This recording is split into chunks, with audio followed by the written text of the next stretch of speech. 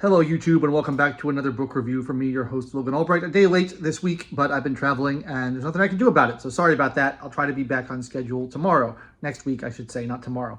I was recently in a bookstore because I wanted a easy, light read for the cross-country airplane trip to San Francisco, which I had to go to on a business trip. And I was browsing in an independent bookstore in Washington, D.C., where I live, and I was looking at the horror section, and I was looking for something good to read. And I came across this book, Everything the Darkness Eats by Eric LaRocca. And I thought the cover was cool, evocative, sort of body horror. I like the kind of minimalist design.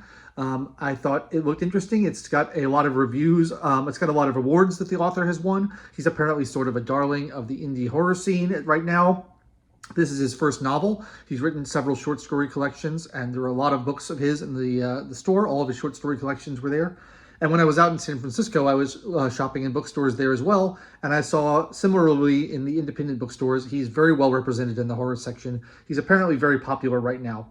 And so I was like, oh, this guy sounds interesting. I will check out this book. And the premise was one that was interesting to me as well. So I read it on the airplane. It is a very quick read. It's a little over 200 pages, but I got through it in about 2 hours, maybe 3 hours, because it goes fast. And the plot is basically takes place in a small New England town. There is some sort of a crazy wizard who is performing some sort of religious ritual, and he draws people in to help him with this ritual. Our main character is a elderly, grief-stricken man, or I guess not super elderly, but somewhat elderly, grief-stricken man named Ghost. All the characters have weird names. There's a character named Heart. There's a character named Ghost. It's very odd. And he sort of interacts with this and gets drawn into participating in this occult ritual, which is never really fully explained. There's a number of disappearances that are involved, and it's a lot of kind of mystery about what's going on in the basement of this old house with this old wizard is performing this ritual. That's sort of the main plot of the book. There's a secondary plot of the book, which takes up about half of the runtime, which is about the sheriff of the town, or one of the police officers of the town, and he is investigating the disappearances, but he quickly stops investigating the disappearances because he becomes a victim of a crime himself. He's gay and he's married to his husband in this house, and they are being terrorized by people throwing bricks through their windows or assaulting them because of their homosexuality, and they're upset about that. And that's the whole second plot of the book. Did I think this was a good book? No, I didn't. I was very disappointed in it. I thought the premise was very interesting. I thought the cover art was cool. I like occult rituals. I like wizards. I like New England towns. This is stuff that I find good. But it felt very underwritten to me. It felt like way too short. It's a very short book, and of like so many unanswered questions at the end of it. There's so little development of the ideas in there, and half of the plot is taken up by this kind of story about bigotry and assault of these two married gay couple. And that kind of bothered me, and maybe this will be controversial to say, but I was just like, this serves no story purpose at all. It doesn't ever really tie into the rest of the story. It takes up half the novel, and all it is these two peaceful guys being victimized over and over again, purely on the basis of their sexual orientation. And it seems like it's just there because the author has an axe to grind. It felt very out of place to me, both within the story and within the context of the country we live in now. Like, if this had been written 30 years ago, I might have had an easier time with it. But this idea that just like everybody in town is a hateful bigot and is like going out of their way to commit violence against people just because of their sexual orientation, I found very hard to swallow. And it just feels like the author has an axe to grind and it's not really about serving the story. Because like I said, it doesn't tie into any of their plot points. And then so that leaves, because so much space is dedicated to that and because it doesn't go anywhere, that leaves the main body of the novel just kind of hanging with like less than 100 pages of content, and you don't really know what's going on, and it's not very well explained. And I don't mind ambiguity in novels. I kind of like it when an author can skillfully leave you asking questions and leave you pondering it, but this just felt lazy and it felt underwritten. The other thing is that the prose leaves a lot to be desired.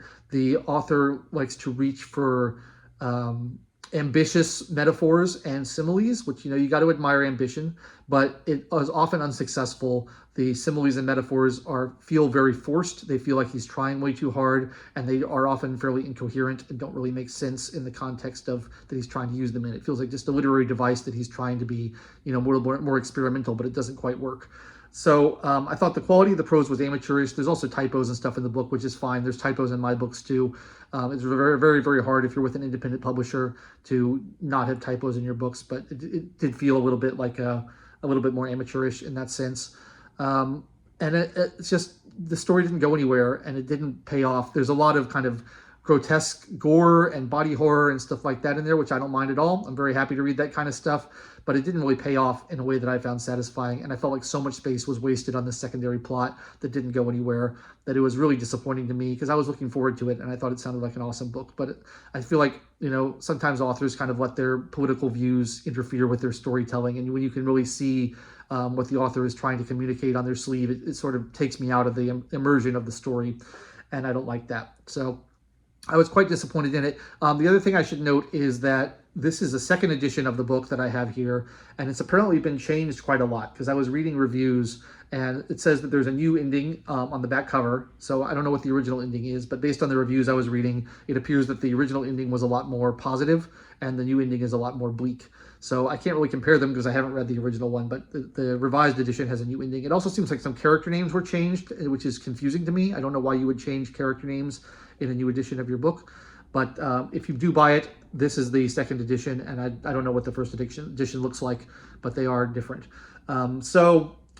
I don't feel like Eric LaRocca is an author that I will return to. It's interesting to me that he's become so popular and such a darling of the indie scene, because I just don't think his prose is there yet, and I don't think his storytelling is there yet. Maybe his short stories are better because you don't have to develop as much the characters or this plot. You can kind of leave it with a less finished idea in order to have an effective short story. But the novel certainly didn't work for me. So I was disappointed to have to give this only 2 stars on Goodreads. I gave it not 1 star because there were some interesting ideas in there and there was some spooky stuff that I thought did work. But overall, as a story, it doesn't quite function as intended. And I feel like the author has some personal stuff to work out before he gets to be a really successful novelist, although it seems like he's doing fine. So more power to him. So that's my review of Everything the Darkness Eats by Eric LaRocca. I also bought another horror novel at this bookstore, which I will be reviewing soon. And when I was in San Francisco, I bought a fantasy short story collection, which I started on the plane back, and I'm really loving.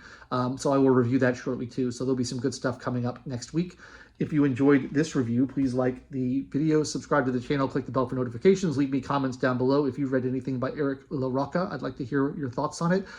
Based on the Goodreads score of this book, it seems like a lot of people had problems with it, not just me. So it's nice not to be in the minority for once.